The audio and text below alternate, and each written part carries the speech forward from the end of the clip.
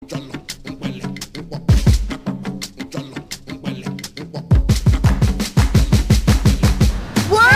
Alpha Community News, and we're trying to find out what goes on in taxi cab business. Do you just take a car and then paint it? I think what you're asking is that do we use just a specific car, right? A certain kind of car? Yeah, there is a certain kind of car that we use because it has to meet some regulations. It has to be big enough in the back to accommodate all size people, you know.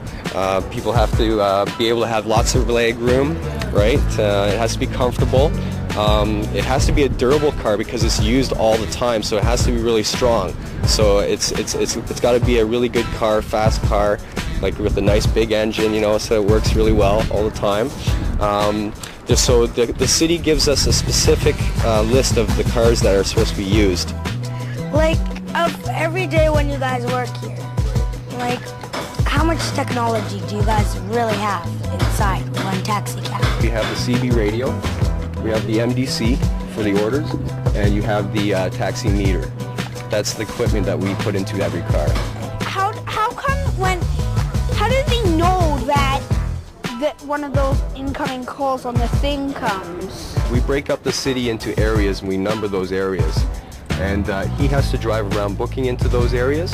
So he punch in the area he wants to book in, and he'll send it to the computer. The computer will register that he's in that area and that he's waiting for a call.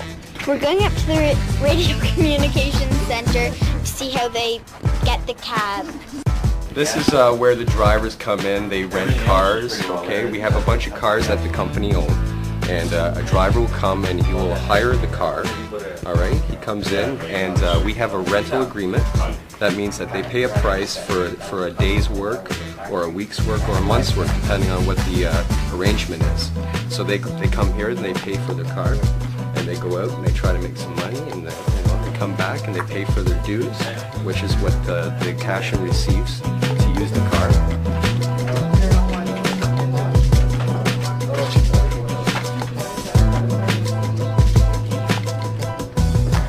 This is the GPS screen. This is the one that shows us where all the cars are in the city.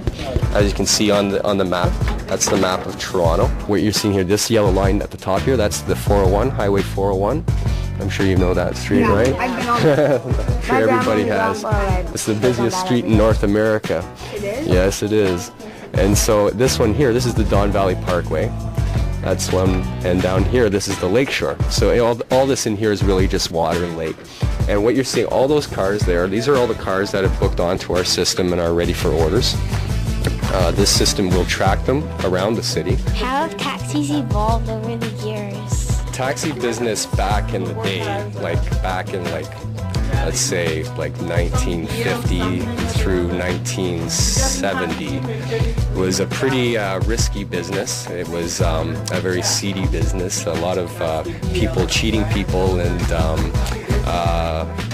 it's a lot of competition between drivers. And what it's become is a much more safer profession.